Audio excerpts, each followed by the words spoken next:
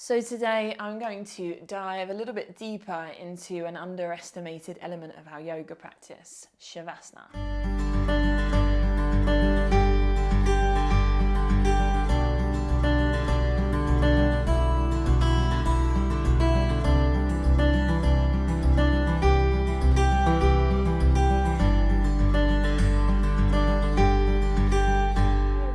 So why do we do Shavasana and what are the benefits? Whether you love your Shavasana or hate it and think it's a waste of time, today I'm going to help you understand why Shavasana is the most vital and valuable part of your yoga practice. All teachers will teach their classes differently, but in a traditional class, usually you would have an opening Shavasana and a closing Shavasana. They're there for two very different reasons though. So with both, we would lay into what's called corpse pose. So corpse pose means we're lying on our back. Usually arms are taken away from the body. Often you're cued to face your palms up. Legs are parted, maybe they're flat, maybe they're bent to support the lower back.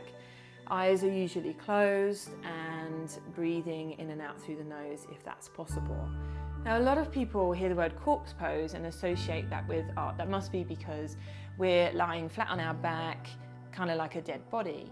But actually, there's a whole lot more to corpse pose and why we do corpse pose and what all of that means. And later on in this video, I'm going to get into that with you.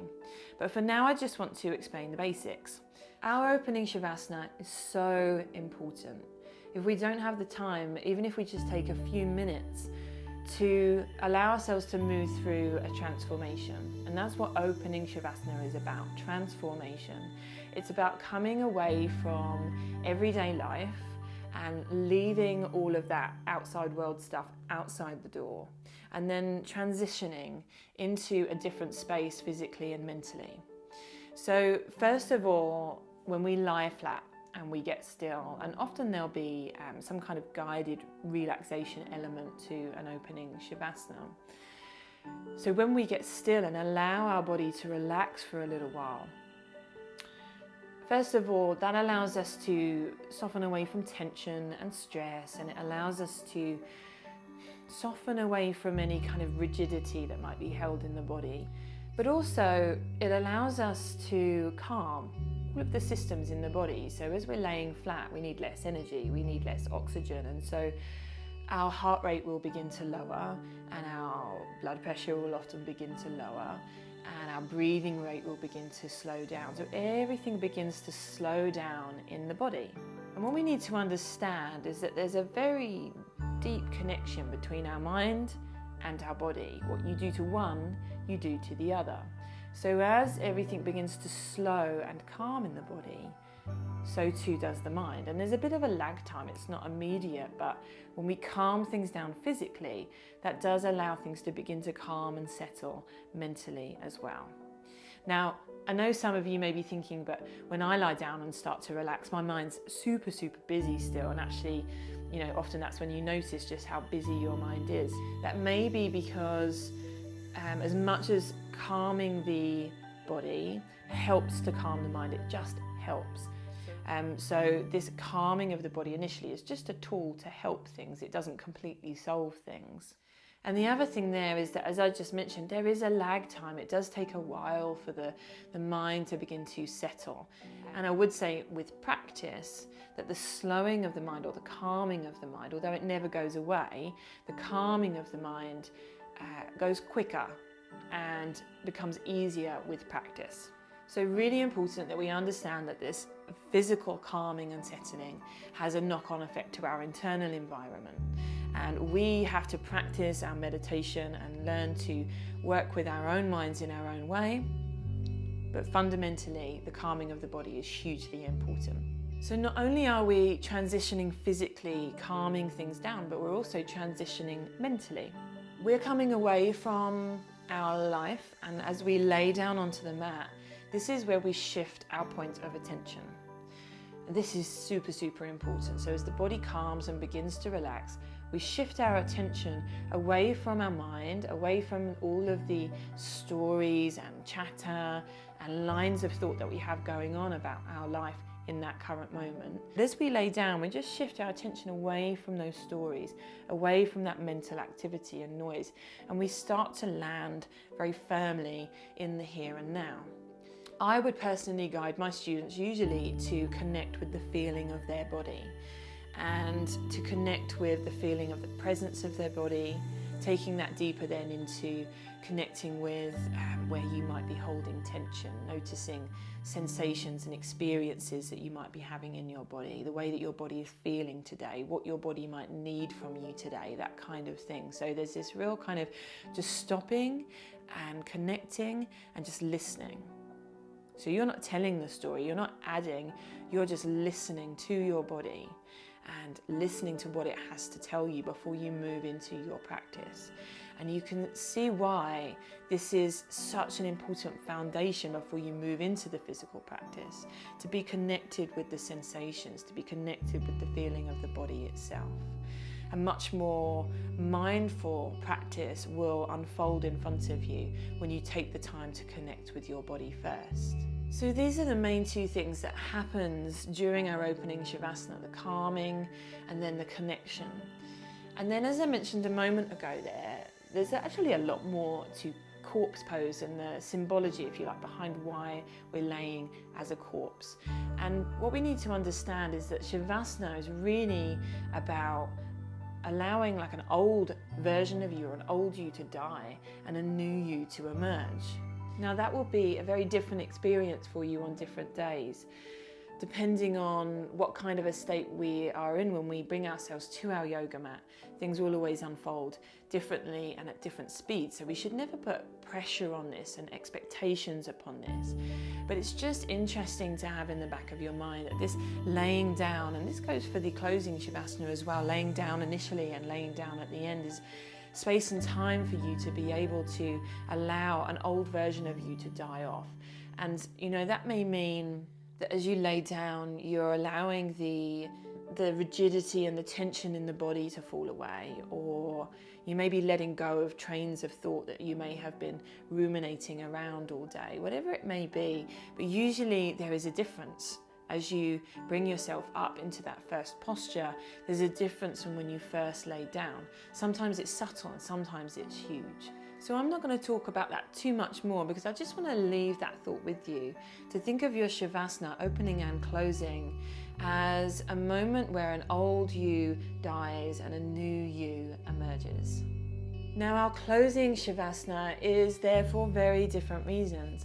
So at this point we've moved through our yoga practice and now we're taking the time to stop at the end. Now for me, this closing Shavasana is very much about recalibrating and absorbing your practice. So if you think about when you eat a big meal and you take in all of these nutrients, your body needs time to assimilate that and absorb and take that nourishment in. It's kind of the same thing in our closing Shavasana. It's a time for us to really digest and absorb the benefits of our practice. Think about it as a time for your body to kind of recalibrate before you move back out into the outside world. And we need to remember that there's a whole lot shifting and changing in our bodies when we move through our practice. Mentally and emotionally, often there has been a shift. Physically, there's been many shifts from our hormones and our chemistry to our brain activity, even down to the way that the blood is flowing through the veins and the way that the heart is pumping and the way that we're breathing. It's all kind of shift and changed. Often we'll notice that lovely change in quality of our breath. So there's so much changing physically. And then we have the energetic or the subtle layer of the body.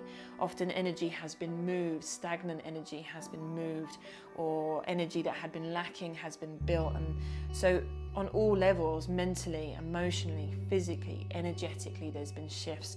So we've kind of got things cooking, and then we need to lay down and stop and just allow that to kind of almost calm and settle, and the body kind of recalibrates and takes those shifts and changes in. And then we're ready to take those shifts and those changes out into everyday life.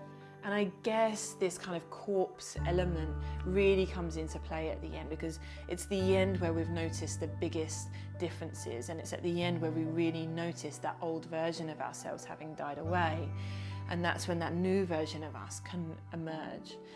I want to add to that here and just kind of get you thinking about that when you move out from your practice, it's not just about, okay, yoga practice done, back out into everyday life. You can allow that new you that has emerged to linger with you as you move out into your everyday life.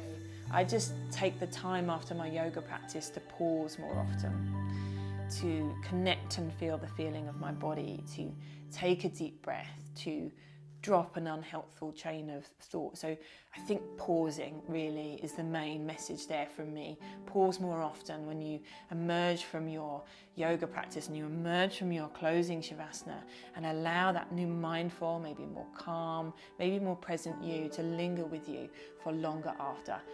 So overall, our opening and our closing Savasanas are all about a dying of the old, a release, a letting go. That unfolds differently for each and every one of us, and it unfolds over time. So I've been practicing yoga for a long time, and I'm still shifting with that, and I'm still going deeper with that and understanding more as time goes on. So just know that that is an ever-evolving practice that's different for everyone. So our opening and our closing Savasanas are a practice in and of themselves. They are a practice of dying to the old. They are a practice of letting go and releasing. Just as the exhale is a release, our Savasanas are a releasing and a letting go of that which no longer serves us. And I have one more point to make, and that's for those of us that struggle with the stopping and find it a waste of time. We in our culture are so attached to achievement and doing, and there's this kind of fairly constant movement of attention and therefore energy moving forward. Our attention is always into the next moment, the next thing. What am I going to be doing next? And a lot of us will feel that, like when we stop on the weekend or we go on holiday and we suddenly stop, and it's hard to sit there and it's hard to be there because we want to just be going on to the next thing and doing something. And often we'll lay down in our Savasanas, and I know who you are, by the way, because I can tell. Often we'll lay down in our Savasanas, and so hard to be still, and it's so hard to sit there, and it kind of feels like a waste of time when we just want to be getting into and onto our practice. And there's one saying that really shifted that for me, and that's that you should meditate for 10 minutes a day, unless you're too busy, in which case you should meditate for an hour. We have to remember that at the end of the day, yoga is not about the physical practice. Yoga is not about achieving something physically, and we get lost in that. Yoga was always about exploring our inner world, learning how to find stillness and silence and peace in amongst the activity. And I will add here that the yoga poses or asana were only really developed to allow the yogis to sit strongly and comfortably with an open and strong body in a meditative position for long periods of time. That was the only reason this strengthening and stretching of the body was developed, to allow for longer, deeper periods of meditation. And we really need to remember that this practice is nothing without the meditative aspect, without the connection with the body, without the learning to put down the activity of the mind and learning to reside in the space between the thoughts. So if you're laying in your Shavasana and you're in a rush to the next thing, I ask you to draw your energy back away from that movement forward to the next thing and start to allow yourself to learn the inner practice of just being here. So if you guys would like to be guided through a full closing Shavasana, I have a video uploaded in the next couple of days. So if you're watching this in the future, it's already there. And I'm going to be guiding you through a full closing Shavasana. And if you guys would like to have more full yoga practices from me, many of them with full opening and closing Shavasanas in them, you can hit the subscribe button and hit the little bell and you'll be updated. I do weekly videos, and most of the time my videos are yoga practices, and a lot of the time they are yin yoga practices. I am primarily a yin yoga teacher. And thank you guys for being here with me and choosing this video to listen to. It means the world to me. If you enjoyed it, please hit the like button. And if you have any more thoughts or anything to add or any questions, please pop them in the comments below. And I look forward to seeing you next time.